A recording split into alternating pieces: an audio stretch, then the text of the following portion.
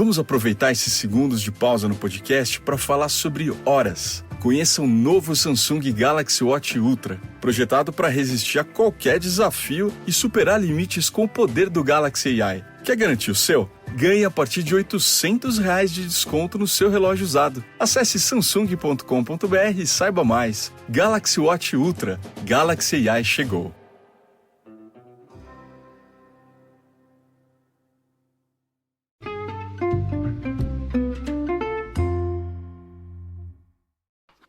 Hi, everybody, and welcome to the Dr. Psych Mom Show. Today, we're going to talk about the new issue that I see relatively recently in recent years versus earlier in my career, where women seem to think that it's totally okay and normal for a man to remain in a sexless marriage in perpetuity. And these are not postmenopausal women, who may be within their rights to think, you know what, you can't really get it up either. Instead of using Viagra and trying to beat back the hands of time and remain immortal, perhaps in our 60s, our sex life can slow down quite a bit, given that I have basically extremely painful sex. I am no longer fertile, and there's nothing in me that wants to procreate, right? I mean, so like that woman's got a point, still shouldn't be totally sexless if the guy still likes to cuddle and be close. I talk about this myriad places all over my blog and my podcast. Sex needs to evolve as you're older. It can turn more into cuddling, into manual stimulation, like once a week would still be good, would be great for many people in their 60s. But, you could see where those women are coming from, right? And you could see, like, we have had a great sex life over the years, or at least we've had a sex life over the years, and now, shit changes. I have health issues, you have health issues. Like, why don't we kind of slow down?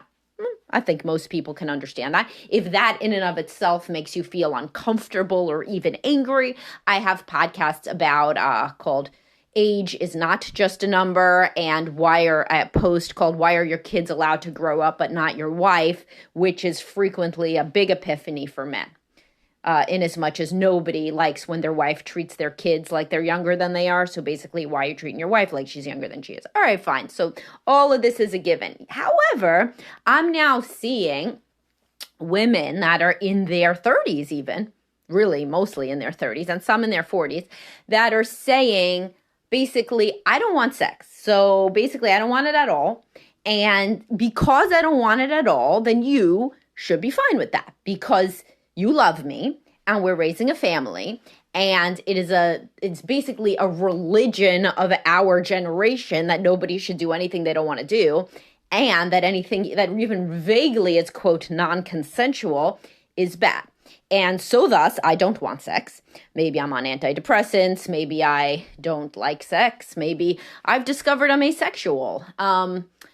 We'll get more into that asexual thing in a bit. But you then cannot make me want something I don't want.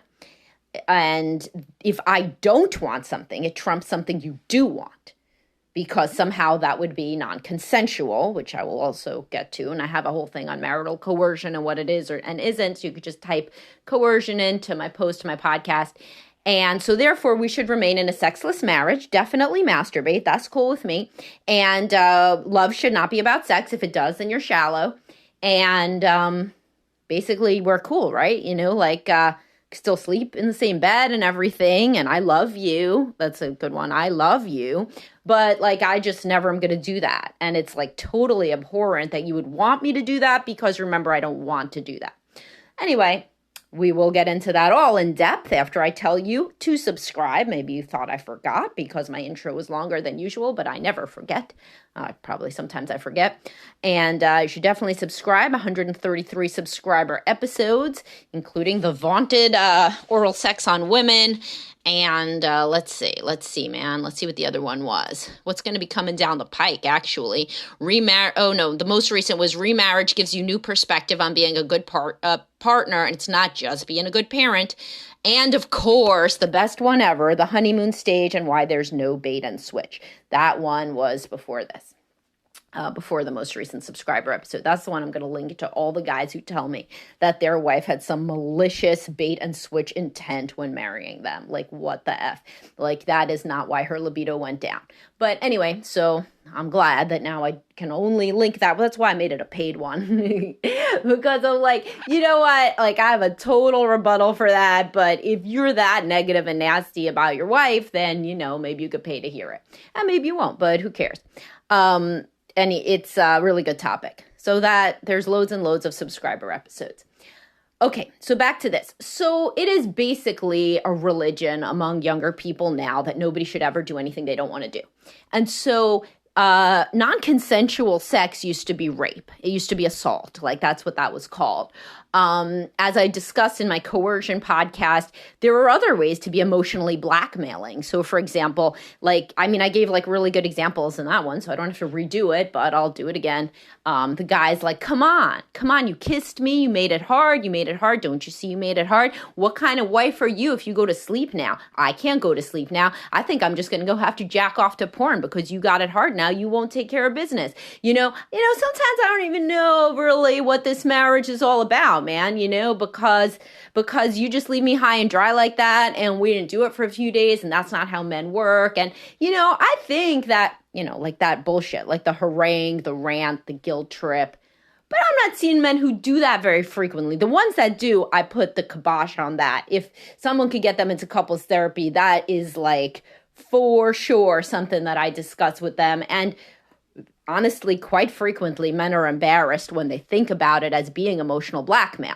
The men that do that, by the way, grew up hearing guilt trips, obviously, because people do what they're taught, so it can be an eye-opener to the woman because she never thinks about his mom when she's in bed, holy shit, that would really kill the sex life, that's dying already.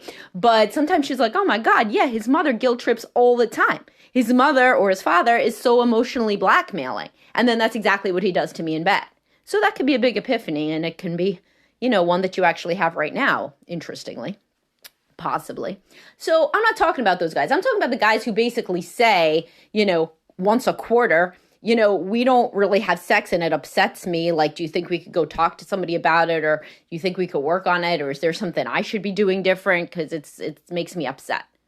Now, that's not emotional blackmail. That's emotional expression. That's like the good one. That's the one you're supposed to be doing. When something is not good for you in a relationship, you're supposed to be expressing your emotions and your needs in a calm and honest way. So those guys are doing the right thing, right? And so in that situation, I increasingly hear younger women say, well, no, you don't understand. It's non-consensual. If we ever have sex again, it's non-consensual, because what I'm telling you is I don't want to have sex. So I have sensory issues, and I have a whole I don't know if I have a podcast yet. Yes, I do. I have one on does chronic pain or depression, which I struggle with myself, depression, so it's not as though I can't understand, uniquely impact one area of your wife's life called having sex with you. So the same thing goes for sensory issues. Like, she has sensory issues, so she can't kiss you, but she can, or she can't even hug you, right? Sometimes, but she could hug the kids, kiss the kids, cuddle with the dog. She could do all sorts of stuff, but she can't touch you because of sensory issues. Like, I don't know, unless you smell like a garbage truck, there's probably something else going on there called not wanting to get out of your comfort zone, right? Which is exactly what would perpetuate any sort of issue, sensory or otherwise. But anywho, so basically, when the wife says that any sort of sexual activity would by definition be non-consensual because she realizes she no longer wants it at all, basically at a relatively young age, still very pre-menopausal and pre-perimenopausal even, basically 30s or 40s. Perimenopause starts in your 40s, but it's not supposed to hurt you. Like, you're not supposed to have vaginal atrophy in your 40s unless you've gone through early menopause. Anyway, point is that they say basically, I don't want sex, but you should never be mad at me. It would be non-consensual for me to do it because I don't want it. And of course, I can't do anything I don't want to do, because nobody should, obviously. And therefore, we made a vow, and the vow is that we remain married no matter what. And I kind of don't even understand. Honestly, it's kind of a little bit gross to me that you're even still saying you want this, because why would you want it when I don't want it? That's the best one. I love that comment. It's like talk about codependent, right? Like, if you're not hungry for breakfast, is he also supposed to be not hungry for breakfast? Like, if you don't want to go exercise, should he also not go exercise? If you, like, it's so crazy. Like, if you don't want to hug, do you tell your child, it's kind of a little gross that you want to hug from me right now. Little bit boundary crossing, not gonna lie, little bit rapey. If you're really pushing for this hug, my third grader, and I've already told you that mommy is touched out, then I don't know what to say. No, of course not. It's like crazy and cruel. But like somehow you're allowed to say it, right, to your spouse. So nobody would really say that to their kid, hopefully. But anyway, so they basically say, we're going to remain in a sexless marriage. You can go jerk off. That's cool. But you can't sleep with anybody else because, again, we made a vow. I don't want an open marriage because that's kind of weird and gross too. And, so you're just like never going to have sex again. But that's cool because remember I said you could masturbate. So it's like it's a need. And you can release that need. And, really, I think this is a pretty good deal for you because it's a good deal for me too. And it's equivalent. Like, I get to be married and not have sex, which of course is what I want. And you get to be married and jerk off. It's cool. We're both getting our needs met. And I'd like to tell you this is what compromise looks like. And I'm sure that this is going to be, sustainable long term, as long as you keep your head in the right place and you realize that we're a team and we have a family. And remember, I love you. So it's all good. Like, of course, I'm caricaturing a bit for the purposes of, not falling asleep as I record this podcast and being more entertaining for you. But yeah, this is kind of what I hear sometimes. Like, this is not okay. There is one situation in which this is okay. And it is when you were in a sexless dating relationship. So there are some people who say to me, yes, I did say to him, I believe that I'm asexual. And he said, I love you. Maybe we can work on it. Maybe not. Maybe you can still do it sometimes anyway. And I said, maybe not. And he said, well, I want to get married anyway. Now, if you're asking what kind of guy would do that, there are guys with very low self-esteem out there. And there are guys who found the woman that they think is the perfect woman. In reality, imago theory suggests that the reason she is the perfect woman is because she's so rejecting. So they grew up with a parent who wouldn't give them love. And now they found a woman who is literally saying, I will refuse to give you sex in perpetuity. And they say, bingo, jackpot, wife her up. And so those guys, she's really got a leg to stand on. And of course, I do not think the relationship is sustainable if the man, eventually has like a crumb of self-awareness, insight, or anything. But still, she could be pretty mad. She's like, I told you I didn't want the sex. I told you that from go. We were in a dead bedroom when we were dating, and then your ass proposed to me. So what the hell are you complaining about now? Cool. That she got a point. Of course, he can change and grow, and that's a central precept of my work and my podcasts, etc. People change and grow all the time. And so even a guy in that situation, if that's you can decide to go to therapy, get some confidence back, understand the origin of why you like to get shit on, and, move forward in a different way where you do not remain in the marriage that you will never get your needs met in. Okay, but let's go to the more normative situation in which they did have a sex life before. And so she says, well, basically that was then, this is now. I had a sex drive then and I don't now. I wanted to then and I don't want to now. So it was basically, only because we both wanted to. And you would never want me to do anything I don't want to do, right? So some of these dipshits, no offense, I love all my listeners and the young men in this situation. I have nothing but empathy for you. And I'm making this podcast for you. But think again, it's so silly, right? Your response is so silly because you don't mean it. And you say automatically knee-jerk response because you're so well trained, to be like a good guy. And you say, of course, I would never want you to do anything you don't want to do. And then you put one more shovel full of dirt into your grave, you know? No. So what should you respond then? You may be asking, of course I want you to do something you don't want to do. I do shit I don't want to do all the damn time. Having this conversation is some shit I don't want to do. Gentle parenting is some shit I don't want to do. Going to visit your mom is some shit I don't want to do. There's a lot of shit I do that I don't want to do. I clean the house the way you like it instead of the way that I like it. I go to the pumpkin festival even though I fucking hate pumpkins. I do shit I don't want to do all the time.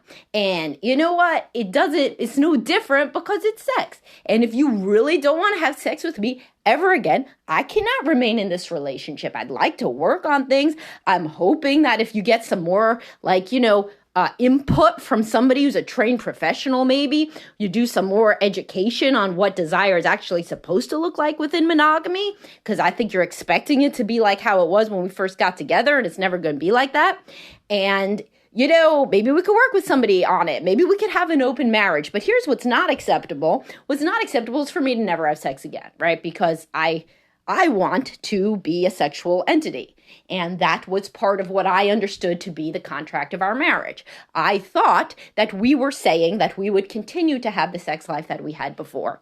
And maybe I was wrong and you felt totally differently at the time, and it was solely dependent on you experiencing spontaneous desire, which is, when you get horny. And I know you hate that word because everybody listening to this would hate that word, the recipient, but that's what it is. And I've been doing my reading and I see that women kind of don't really feel like that a lot after years of monogamy outside of the honeymoon stage. So I would love to work on getting our relationship to a place where we could understand more about how sex can fit into a mature marriage. But what I'm not okay with is being celibate in perpetuity. And masturbation is in no way the equivalent to sex, because sex is supposed to be reciprocal and sex is supposed to be mutual. And maybe you think it's all about the orgasm. For me, it's not. I am totally aware that I can masturbate. That's not, something that is equivalent. So all of you guys say oh, she won't listen to, your podcast. And so I gave you a whole script that you could slow it down and you could write down all the shit that I said, then you could edit it down, and then you could put it in your own words. And that's what you should say. You shouldn't send her my podcast, because remember, she doesn't like my podcast. She's not going to like it. There are women, the very sex negative women that are part of, some women love my podcast. I got around 50% on all my platforms. Maybe 40% of the podcast is women. I forget what it is now. But anyway, and thank you all, women, for listening, of course. But sex positive women, so my Facebook group, for example, right, which I'm always plugging, and you should definitely join. It's $4.99 a month, cheaper than the podcast subscription. That's filled with sex positive women, because that's basically who follows me, It used to be moms, right, because I was writing mostly about parenting issues. But then pretty quickly, I also started writing about relationship issues, and I've always been sex positive. And the women that basically are my fans are more high libido women, or just sexually open-minded women that are experiencing decrements in their libido post-monogamy, post-kids, post-menopause, what have you. But generally, they agree that sex is an important part of marriage.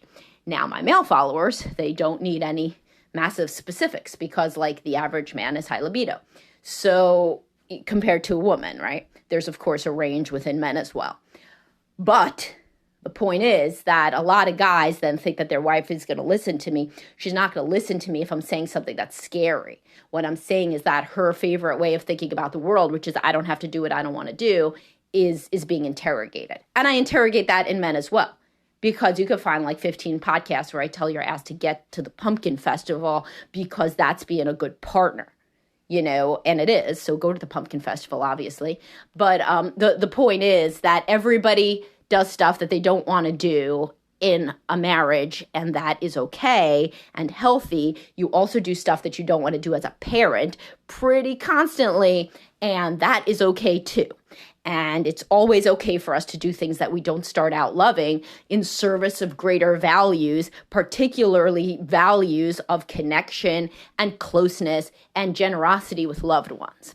So I would never tell anybody to engage in a non-consensual sexual encounter in any sort of granular way, such as the man, you literally are exhausted and he's forcing himself on you right there, 100% terrible. Of course, physical forcing is beyond terrible, but I'm even talking about the emotional forcing, the kind of guilt tripping thing. That's bad too. And I talk about that in my coercion podcast in depth.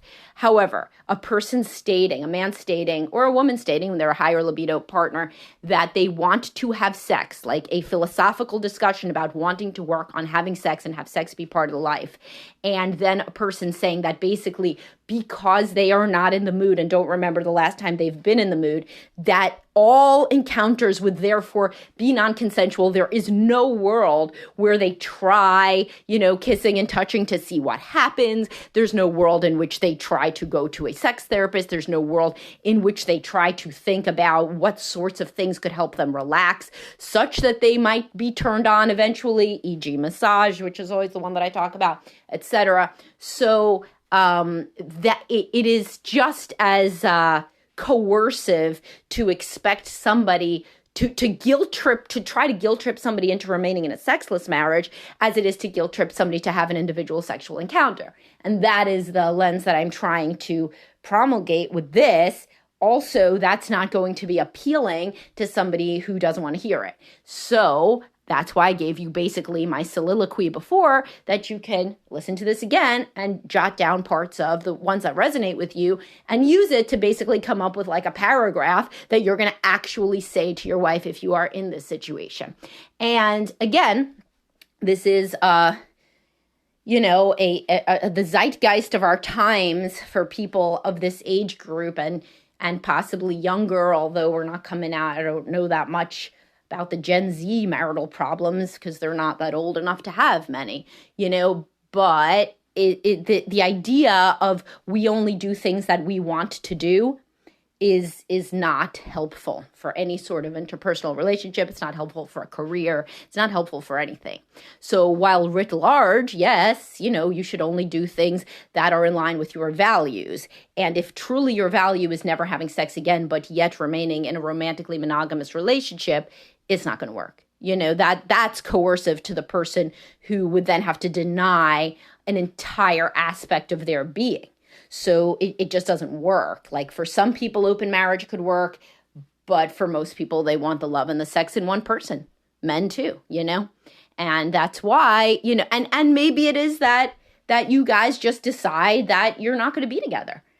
That's okay. It's honestly, divorce is bad for kids, but it's really not as bad as a super contentious relationship, as I've discussed numerous times.